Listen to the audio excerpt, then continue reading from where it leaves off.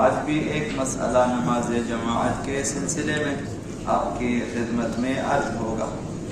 کل عرض کیا آپ کی خدمت میں کہ اگر کوئی مأموم امام جماعت کی 4 رکعتی نماز کی دوسری رکعت میں اقتدا کرتا ہے تو وہ اس کے لیے مستحب ہے کہ قنوت بھی امام کے ساتھ پڑھے اور دوسری رکعت میں امام کی اپنی پہلی رکعت میں تشہد بھی پڑھے، اور تشہد کے وقت واجب ہے کہ وہ تجافی کی حالت میں بیٹھے۔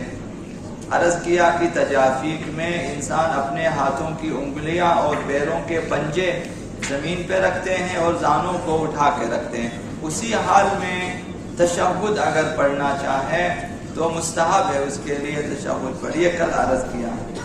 آج اس سے ایک قدم آگے، اگر مأموم اس وقت امام کی اقتدا کرے جب امام 4 رکعتی نماز کی دوسری رکعت میں ہے، مسئلہ وہی ہے، اور جب امام دوسری رکعت کے تشہد کے بعد تیسری رکعت کے لیے اٹھے گا، تو اس امام کی جو ہے تیسری رکعت کے لیے اٹھے گا، تشہد کے بعد دوسری رکعت کے بعد تیسری رکعت کے لیے۔ اب وہاں پہ مأموم کے لیے کیا کر، جبکہ مأموم کی دوسری رکعت ہے تو یہاں مأموم کے لیے واجب ہے کہ اپنی دوسری رکعت میں حمد و سورہ خود پڑھے گا۔ مأموم کی دوسری رکعت ہے، امام کی تیسری رکعت ہے، تو امام عموماً تسبیحات 4 پڑھتا ہے، یا اگر کبھی سورہ حمد بھی پڑھ لیا آہستہ آواز میں پڑھتا ہے۔ چونکہ مأموم کی یہ دوسری رکعت ہے تو واجب ہے کہ سورہ حمد خود پڑھے، دوسرا سورہ بھی خود پڑھے۔ اب اگر سورہ پڑھنے کے لیے وقت نہ ہو تو سورہ حمد کو مکمل کر کے رکوع میں امام سے ملنا واجب ہے۔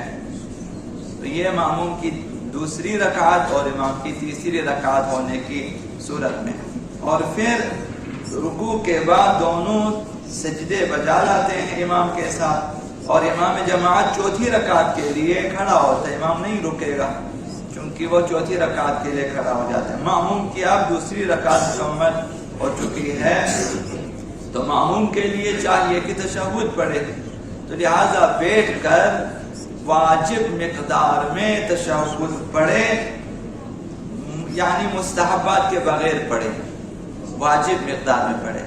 واجب مقدار میں تشہد شہادتین ہے، اشہد اللہ الہ الا اللہ، یہاں سے شروع ہوتا ہے۔ وہ جو اس سے پہلے مثلا الحمدللہ جو ہے پڑھا جاتا ہے، یا بعض لوگ بسم اللہ و باللہ پڑھتے ہیں، یہ تمام مستحب ہے، انہیں چھوڑنا پڑے گا۔ واجب مقدار میں تشہد پڑھنا چاہیے۔